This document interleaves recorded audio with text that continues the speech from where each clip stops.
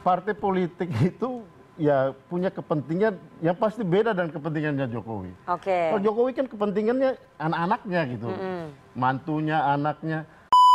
Dukungan Presiden Joko Widodo ke Prabowo Subianto pada pemilu 2024 adalah kaitannya dengan perjanjian batu tulis. Buat PDI Perjuangan nggak ada masalah, kita udah tahu semua gitu. Iya. Saya waktu itu termasuk orang yang mendukung, saya pikir cawe-cawenya untuk kepentingan ya bagaimana sebagai presiden. Kalau bukan kepentingan Republik ini, saya kira tidak ada dalam catatan sejarah. Rival di dunia tidak pernah terjadi. Seluruh dunia tidak pernah terjadi rivalnya dipanggil, diajak untuk mengurus Republik. Ya selama ini kan apa yang dikatakan ke kanan, yang dilakukan ke kiri. Oke. Gitu. Bagaimana Pak Jokowi akhirnya berseberangan dengan PDI Perjuangan? Saya tidak kaget.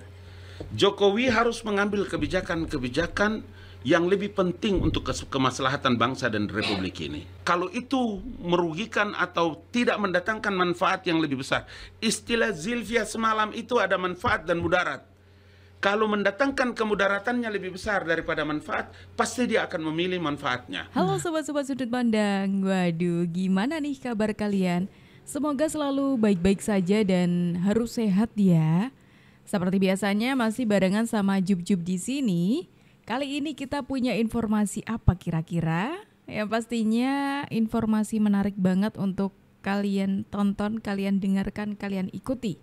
Jadi informasi hari ini tuh mengenai kondisi hubungan antara Pak Jokowi, Pak Prabowo dan juga PDIP saat ini yang ada kaitannya dengan cerita di masa lalunya PDIP. Kira-kira apa? Yuk langsung aja kita tonton videonya, kita dengarkan penjelasannya berikut ini. Ketua Umum Relawan Prabowo Mania dan Jokowi Mania, Immanuel Ebenezer, meyakini dukungan Presiden Joko Widodo ke Prabowo Subianto pada pemilu 2024 adalah kaitannya dengan perjanjian batu tulis. Oleh karena Ketua Umum PDI Perjuangan Megawati Soekarno Putri tak memenuhi perjanjian itu lantaran tidak mendukung Prabowo pada Pilpres 2014, Jokowi berupaya membayar utang tersebut. Menurut Noel, Presiden berusaha memutus mata rantai kebencian dan dendam masa lalu karena tidak dipenuhinya perjanjian batu tulis oleh Megawati. Namun, oleh sebagian pihak, dukungan Jokowi ke Prabowo pada Pilpres 2024 justru dianggap sebagai bentuk pengkhianatan kepada negara terhadap partainya PDIP. Noel mengatakan Jokowi berkali-kali menyampaikan bahwa PDIP merupakan partai yang melahirkannya. Disebutkan pula bahwa Megawati merupakan sosok orang tua ideologi mantan Gubernur DKI Jakarta itu. Sebagai partai besar, lanjut Noel, PDIP mestinya mengawal gagasan-gagasan dan cita-cita besar. Menurutnya, sikap PDIP yang menganggap Jokowi berkhianat terhadap partainya kekanak-kanaan. Diberitakan sebelumnya, Ketua Bidang Kehormatan DPP PDIP Komarudin Watubun mengatakan Presiden Jokowi tak lagi menjadi bagian dari PDIP. Hal itu dia sampaikan saat ditanya status Jokowi sebagai kader PDIP setelah Mahkamah Konstitusi memutuskan menolak gugatan pasangan calon presiden dan calon wakil presiden nomor urut 3 Ganjar Pranowo Mahfud MD terkait sengketa hasil pemilu 2024. Selain Jokowi, Gibran juga ditegaskan tak lagi menjadi kader PDIP. Menurut Komarudin, keputusan partai mencoret Gibran sebagai kader sudah berlaku sejak resmi menjadi. Oke, ini yang mengatakan itu relawannya dari Prabowo dan Jokowi Mania. Jadi kan memang kedekatan antara Pak Jokowi dan Pak Prabowo ini sempat ditanyakan lah, kenapa kok bisa Pak Prabowo dengan Pak Jokowi itu sebelumnya dari 2 kali Pilpres itu menjadi lawan, kok bisa jadi kawan, ini gimana ceritanya? Dan ini ketua umumnya dari relawan Prabowo Mania dan juga Jokowi Mania tuh mengatakan sebenarnya nyatunya Pak Jokowi dan juga Pak Prabowo ini salah satu bentuk menepati janji gitu. Jadi Pak Jokowi itu membantu Bu Megawati yang tidak memenuhi janjinya kepada Pak Prabowo mengenai batu tulis waktu itu ya, waktu di Pilpres 2000 berapa itu, udah agak lama banget. Waktu Pak Prabowo itu menjadi wakilnya Bu Megawati. Dan PDIP itu setiap kali diungkit soal itu selalu menghindar, kayak katanya ya kan kita kalah jadi otomatis perjanjian itu batal seperti itu. Tapi tidak ada omongan nih. Emang bisa ya perjanjian batal terus tanpa ada omongan yang jelas gitu? Gimana nih? Gimana? Dan sampai detik ini, nah ngomong-ngomong soal PDIP dan juga Pak Jokowi nih, sampai detik ini kan memang hubungan antara PDIP dan juga Pak Jokowi itu kan sedang tidak baik-baik saja kan? Bahkan PDIP itu terus membuat narasi-narasi yang menyudutkan Pak Jokowi, yang mengatakan Pak Jokowi banyak hal. Seperti salah satunya itu Pak Jokowi dikatakan membakar rumahnya sendiri. PDIP menegaskan pihaknya sudah tidak mau menjalin hubungan baik dengan Presiden Joko Widodo. Pernyataan itu disampaikan oleh anggota DPR RI fraksi PDIP, Dedi Yefri Sitorus di Kompleks Parlemen Senayan, Jakarta pada Rabu 20 Maret. Menurut Dedi, Jokowi secara tidak langsung telah membakar rumahnya sendiri pada momen Pilpres 2024.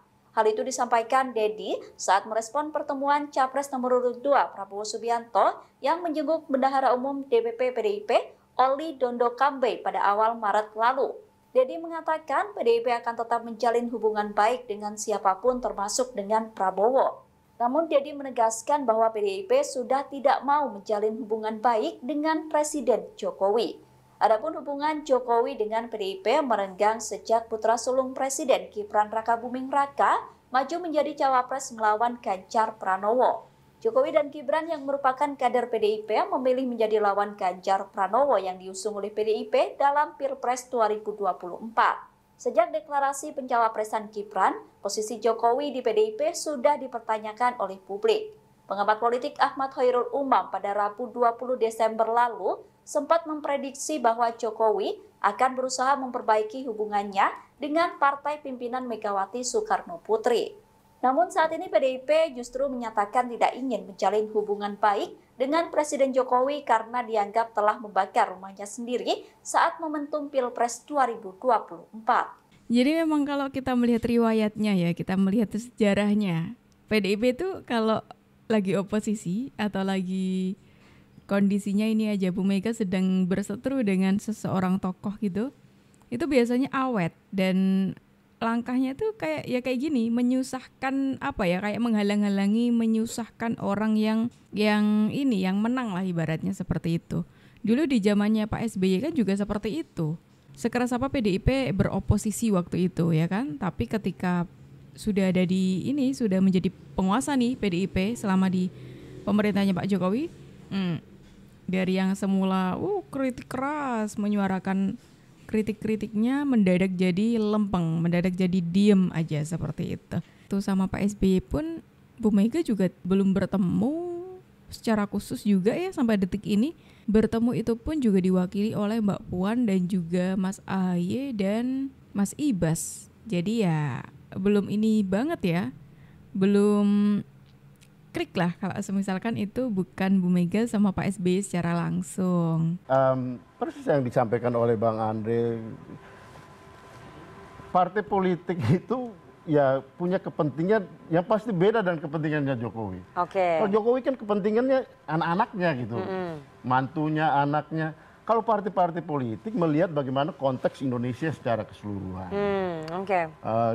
Bagaimana memenangkan di daerah-daerah itu. Nah ini udah pasti beda gitu. Udah pasti beda ya? Udah pasti beda. Nggak bisa dipaksakan? Sehingga ada tempat di mana ya kami ada beberapa tempat yang berkoalisi dengan Golkar, bekerja sama dengan Gerindra, dengan teman-teman yang ada di yang koalisi Indonesia Maju di Pilpres. Nah sementara konteks daerah itu beda persis seperti yang tadi disampaikan oleh Bang Nurdin, Bung Andre. Di mana kita ada dalam pembicaraan dan sekarang proses ini sedang berjalan. Memaksakan itu adalah ya usaha sih boleh kan, karena ini kan ininya Jokowi, tapi Jokowi kan sebentar lagi juga selesai gitu masuk pemerintahan. Ya boleh dong, dia mau coba-coba masuk ke Pak Prabowo. Sampai 25 tahun ke depan masih eksis kan? Nggak tahu apa masih ada Projo tuh kenapa? Masih ada, kan ada Mas Gibran, Mas Kaesang, Mas Bobi, Mas Jan Etes, ada semua. Ya. Jadi ini jadi pro anak dan cucu juga. Iya. Terus? Ya maksudnya urusan partai politik itu kita bicara soal bagaimana konteks keindonesiaan gitu dan di dalam wilayah-wilayah di daerah-daerah itu gitu. Oke, jadi Pak Jokowi nggak bisa memaksakan. Ya beda kepentingannya. Kalau Pak Jokowi kan kita lihat ya kan dari Pilpres kemarin kemudian sekarang pola dan cara berpikir mindset soal bagaimana memenangkan itu beda dari bahwa ada sisi di mana pertemuan ya sah-sah aja gitu dalam arti ya bahwa ada kepentingan yang sama antara kepentingan Pak Jokowi dan kepentingan teman-teman di koalisi Tapi di Indonesia Sumatera Maju. Utara ada menantunya Mas Bobi Nasution, di Jawa Tengah ada bekas orang dekatnya Pak Ahmad Lutfi. Itu kandang banteng loh Jawa Tengah. Pak Jokowi melobi teman-teman partai koalisi Indonesia Maju untuk menaruh orang dekatnya di Jawa Tengah. Jakarta juga sudah kelihatan kan. Ya Pak Ridwan Kamil kan ada di Jawa Barat kan. Oke, mau dipindah ke Jakarta. Iya kan itu kan nanti tanya Bang Nur apakah Golkar menghendaki. Enggak, artinya PDI Perjuangan nggak melihat bahwa ini adalah caranya buat Pak PDI Jokowi. Perjuangan nggak ada masalah, kita udah tahu semua gitu. Kita Pak Jokowi sejak awal sudah ketika sebelum Pilpres dia mengatakan dia akan cawe-cawe gitu. Iya. Saya waktu itu termasuk orang yang mendukung. Saya pikir cawe-cawenya untuk kepentingan ya bagaimana sebagai presiden beliau mengamankan proses pemilu. Iya. Tapi kan ternyata kan bukan soal itu gitu kan. Dan ini gejalanya juga muncul di Pilkada Serentak bahwa Pak Jokowi cawe-cawe di Pilkada Serentak untuk kepentingannya. Ya indikasi-indikasi seperti itu semua orang melihat gitu. Oke. Dan saya kira ya yang penting buat kita adalah kita mengawasi proses itu gitu. Kalau beliau mengatakan tidak ya seperti tadi Bung Rai katakan ya selama ini kan apa yang dikatakan ke kanan yang dilakukan ke kiri gitu. Oh, katanya PDIP udah tahu semuanya. Masa sih PDIP udah tahu semuanya? Terus apakah kalau tadi yang katanya cawe-cawe gitu, awalnya setuju tapi ternyata cawe-cawenya seperti ini. Kalau semisalkan Pak Jokowi beneran cawe-cawe nih, ya kan? Karena tadi kan sudah sempat disinggung katanya Pak Jokowi cawe-cawe. Kalau semisalkan Pak Jokowi cawe-cawe, tapi cawe-cawenya ke PDIP, kira-kira responnya bakal seperti ini nggak ya? Atau PDIP akan, ya kalau menurutku sih kayaknya PDIP akan diem aja ya. Soalnya kita melihat perbedaan nih, waktu dulu dan sekarang. Kalau menurut kalian gimana nih sobat-sobat semuanya? Sepertinya pertanyaan kita tadi soal kenapa sih kok Pak Jokowi bisa merangkul Pak Prabowo tadi belum terjawab ya, karena ya sudah terserang oleh statement-statement PDIP yang seperti itu ya tadi. Yang Pak Jokowi pengkhianat lah, yang Pak Jokowi membakar rumahnya sendiri lah, yang dipikirkan Pak Jokowi itu cuma soal anaknya lah, cawe-cawe lah. Bingung nih ya saya bilangnya kayak gimana, soalnya ya PDIP dulu betapa membanggakannya Pak Jokowi gitu. Kadernya sih, kayaknya ketum PDIP kayaknya belum pernah ini deh. Yang tak inget itu ketumnya PDIP yang membekas banget diingatanku adalah kalau nggak ada PDIP Pak Jokowi kasihan deh gitu. Kalau di kadernya memang mengakui, kader yang sekarang menghina Pak Jokowi dulunya tuh mengakui Pak Jokowi sehebat itu. Nah sekarang pertanyaannya, kenapa sih Pak Jokowi bisa merangkul Pak Prabowo yang padahal dulu kan ini ya Pak Prabowo ini kan lawannya, terus dijadikan kawan, terus kok iya Pak Prabowo mau? Nah kali ini nih ada seseorang yang bisa menjabarkan semua itu, yang bisa menjawab hal itu. Yuk langsung aja kita tonton videonya berikut ini. Ali memahami kenapa akhirnya Presiden Jokowi juga merangkul Pak Prabowo akhirnya. Rivalnya dua kali di Pilpres. Karena kepentingan Republik ini. Kalau bukan kepentingan Republik ini, saya kira tidak ada dalam catatan sejarah. Rival di dunia tidak pernah terjadi. Seluruh dunia. Tidak pernah terjadi rivalnya dipanggil, diajak untuk mengurus Republik. Baru terjadi nanti pada periode Jokowi. Jadi kalau hanya seorang Ali Mukhtar, Mahfud MD itu ketua pemenangan pemilu loh. Tapi duluan Ali Mukhtar ngebalin baru Mahfud. Artinya lebih senior lah Ali Mukhtar daripada. Ini tercatat dalam sejarah ya Bang ya? Ya, catatan sejarah. Yang katanya juga tercatat dalam sejarah adalah bagaimana Pak Jokowi akhirnya berseberangan dengan PDI Perjuangan. Bang Ali kaget juga tidak dengan itu? Tidak. Abang kan orang politik. Saya tidak kaget. Jokowi harus mengambil kebijakan-kebijakan yang lebih penting untuk kemaslahatan bangsa dan Republik ini. Kalau itu merugikan atau tidak mendatangkan manfaat yang lebih besar. Istilah Zilvia semalam itu ada manfaat dan mudarat. Kalau mendatangkan kemudaratannya lebih besar daripada manfaat, pasti dia akan memilih manfaatnya. Memilih dan mengambil Pak Prabowo Subianto itu untuk mendatangkan kemaslahatan lebih besar bagi Republik ini. Meninggalkan PDI Perjuangan? Itu urusan lain lagi. Kalau politik itu kan dinamis kan. Sebagai orang politik, analisa Bang Ali gimana? Dan sebagai orang yang dekat dengan Presiden. Dinamis, Kenapa? biasa Kenapa? saja. Siapapun akan bisa memilih seperti itu. Dan karena itu ketika Presiden memilih jalan bersama-sama dengan Prabowo, Subianto, kita sami'na wa ta'na loh. Kita akan memberikan dukungan itu dan terbukti. Hari ini Prabowo keliling dunia untuk dan atas nama rakyat Indonesia. Dia bercerita tentang betapa pedihnya air mata orang di Gaza dan Palestina. Tidak ada orang yang bicara kecuali Prabowo. Iya. The best, bukan? Oke. Berarti keputusan Joko Widodo itu adalah keputusan ilahiyah yang Tuhan memberikan jalan. Ada Nah, sudah terjawab kan sama Pak Ali Mohtar Ngabalin tuh. Alasan kenapa Pak Jokowi itu bisa merangkul Pak Prabowo di pemerintahannya, dan bahkan Pak Prabowo ini melanjutkan apa yang sudah dibangun oleh Pak Jokowi. Nah, kalau menurut pendapat dari sobat-sobat semuanya gimana nih? Yuk langsung tulis di kolom komentar ya. Aduh sobat-sobat, sayang sekali nih kita harus akhiri dulu video kita hari ini sampai di sini. Terima kasih untuk sobat-sobat sudut pandang yang sudah menemani aku dari awal sampai akhir. Dan sebelum meninggalkan video ini, aku mau ngingetin lagi nih, jangan lupa untuk di-subscribe, klik tombol merah di bawah ya, supaya kalian tidak ketinggalan info terbaru dari kita.